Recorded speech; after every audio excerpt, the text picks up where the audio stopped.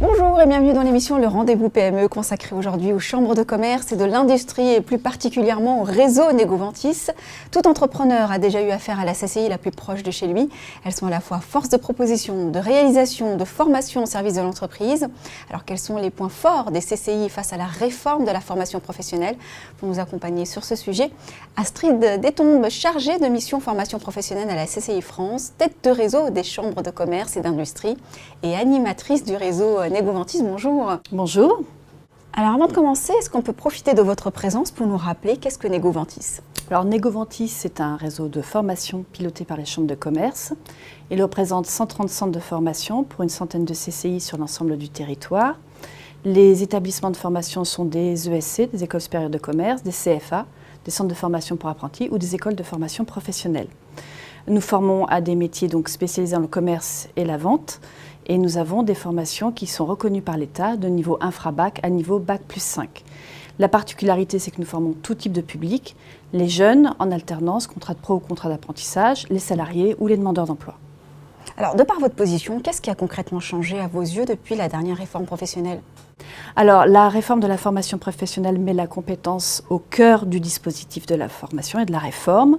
Et les référentiels actuellement mis en place au sein du réseau Negovantis sont des référentiels métiers qui sont établis sur la base d'activités réalisées dans les professions, dans les métiers cibles.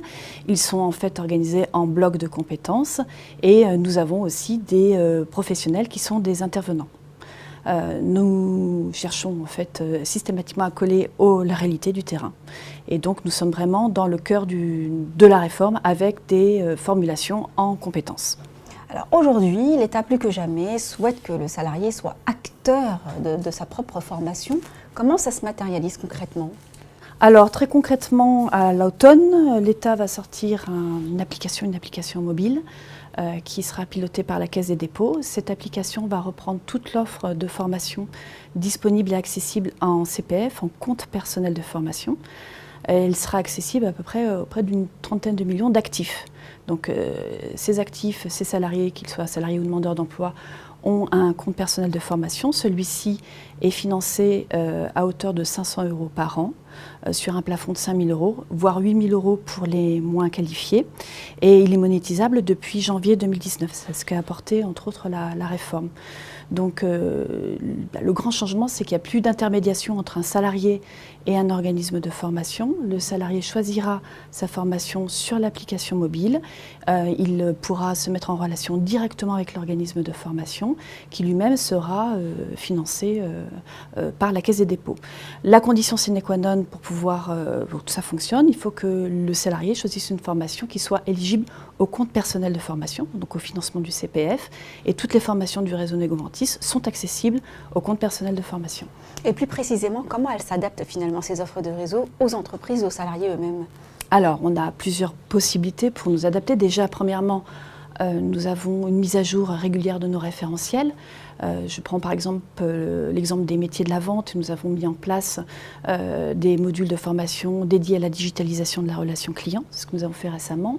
Par ailleurs, nous avons la possibilité pour les salariés d'individualiser des parcours. Nous positionnons en amont du parcours de formation le salarié.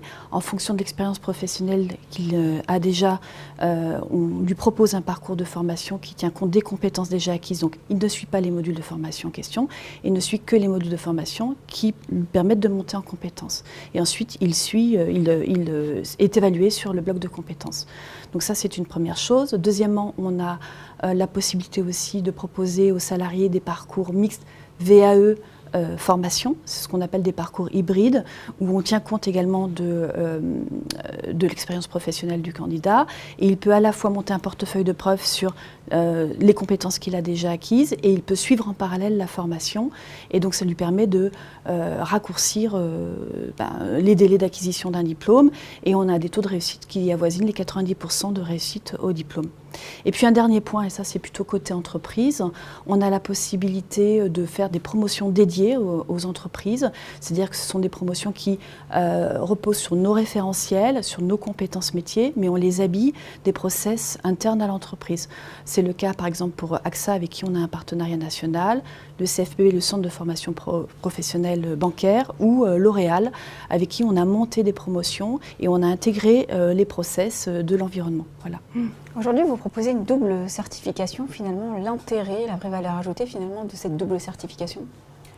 Alors, la double certification, elle repose sur une compétence métier, donc une certification métier, et une certification entrepreneuriat. Ça veut dire qu'en fait, un candidat, quel que soit le niveau de formation qu'il suit, quel que soit le diplôme qu'il prépare au sein du réseau Négoventis, peut à la fois demander avoir accès à cette certification donc métier, mais en même temps suivre une préparation à l'entrepreneuriat. Ce qui fait qu'à terme, s'il le souhaite, il peut devenir entrepreneur. Eh bien, on leur souhaite. Merci infiniment d'avoir été avec nous. Merci à vous de nous avoir suivis sur Le Figaro. On se retrouve bientôt pour un prochain numéro, le Rendez-vous PME.